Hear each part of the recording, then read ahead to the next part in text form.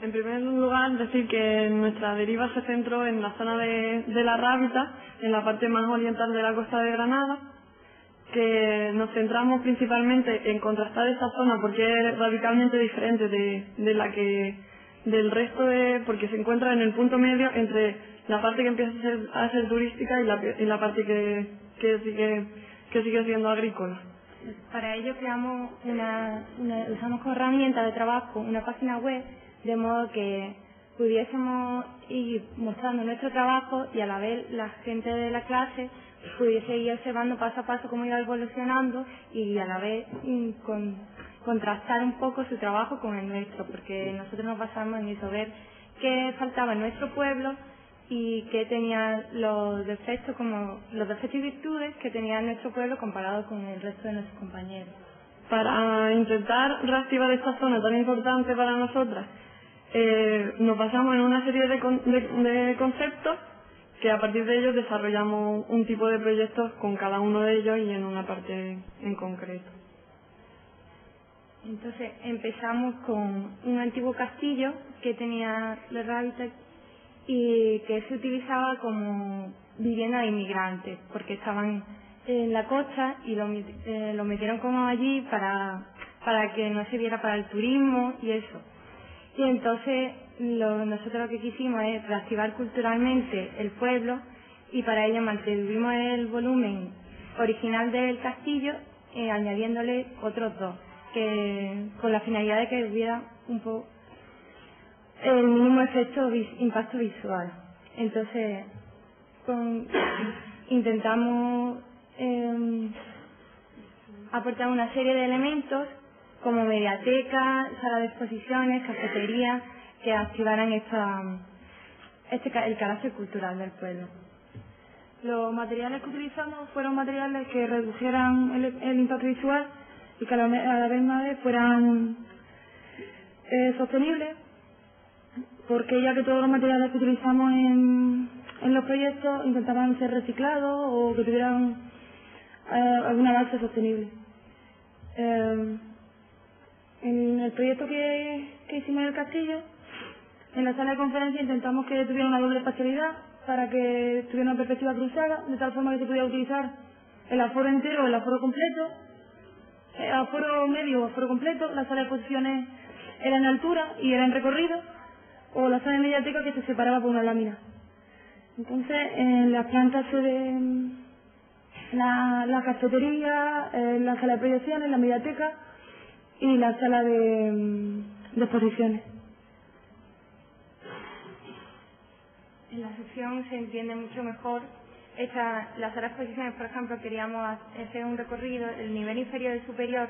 se debía a una exposición más permanente, o sea, un movimiento más estático, mientras que el recorrido que se utilizaba para exposiciones temporales. Y aquí viendo un poco eso, los usos los íbamos separando en diferentes niveles y la aplicación de esta estructura.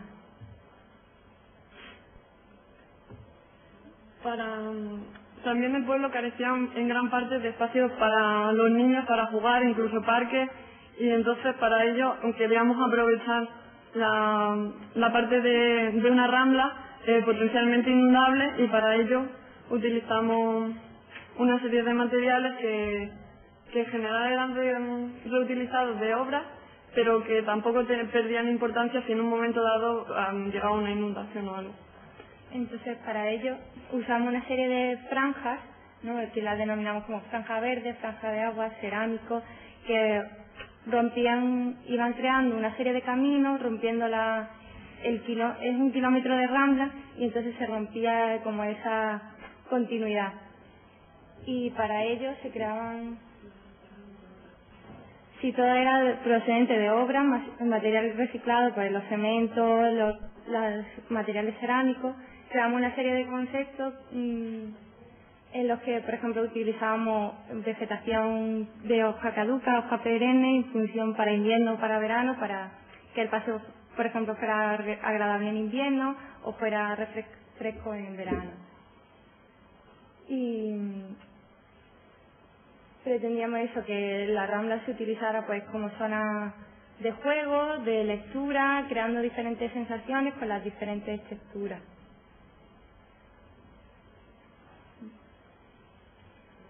Luego intentamos diseñar un sistema de vivienda basándonos en la flexibilidad y la sostenibilidad. La flexibilidad en el momento de crear unos módulos de 3 metros por 3 metros en una parcela de 9 por 12, donde cada usuario creaba su propia vivienda en función de sus necesidades. Es decir, en función de los habitantes o del tiempo que iban a estar allí, lo combinaban de manera que creaban su propia casa a su gusto. Igualmente, y la sostenibilidad en el sentido de que al ser un módulo prefabricado, e incluso de cerramientos, plantas, todo, pues no era algo que se aferraba al suelo totalmente, sino que en un momento dado podía ser desmontado en función del número de habitantes del pueblo, pues subía o bajaba según la temporada de trabajo, de cultivo. Algunos ejemplos de cómo se desarrollan estas viviendas que podía ser aleatorios en cada parcela, y un poco el sistema constructivo de módulo prefabricado todo. Luego, para los inmigrantes que en ese momento cuando llegamos estaban viviendo en el castillo, planteamos también un tipo de vivienda que eran un bloque en el cual la planta baja era más común y conforme subía en altura subía en privacidad. De tal modo que no conseguíamos, que evitábamos que se convirtiese en un gueto debido a veces el rechazo que puedan tener los inmigrantes. También lo planteamos desde el punto de vista de la flexibilidad. En esta parte intermedia tendríamos unos módulos que en el medio tendríamos los equipamientos, y a través de unos paneles podríamos dividir los espacios en función de las necesidades y variando en cada módulo como podría ser. Estos paneles de aquí coinciden exactamente con la mitad de la puerta para dar un espacio circundante o dividirlo en función de la necesidad. La planta superior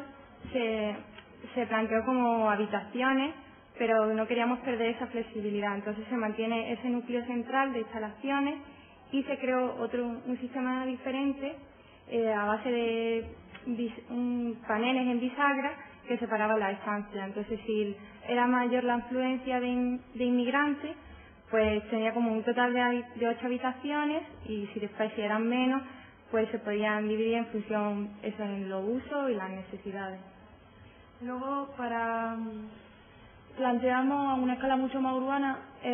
una especie de catálogo de los diferentes usos que podían tener los invernaderos que se iban abandonando. Entonces planteamos una especie de catálogo de los diferentes usos que pueden llegar a tener esas zonas que quedan libres, como equipamientos deportivos, exposiciones, plataformas en la costa y demás. Y también llegamos desde una escala más urbana hasta lo que era definir el mobiliario urbano, con una serie de elementos de la construcción de un blanco con caucho reciclado que originaban un punto de reunión con una serie de características como bancos, papeleras, farolas, que además tenían un dispositivo de ejes que te permitían como tú intervenir en el mobiliario urbano. O sea, el banco ya no es, este punto de reuniones no es algo estático, sino que el usuario lo mueve a su antojo. Y por último, ya como visión de conjunto, ponemos este mapa donde se ven todas juntas nuestras intervenciones, lo que sea la parte de la vivienda, la parte del castillo que vemos en la imagen, con el espacio central de encuentro, que es una pista polideportiva que ya existía de antes, donde alrededor de esa plaza también colocaríamos los bancos, y donde vemos la imagen de las personas sería donde están las viviendas para inmigrantes con los equipamientos en su parte inferior. Y bueno.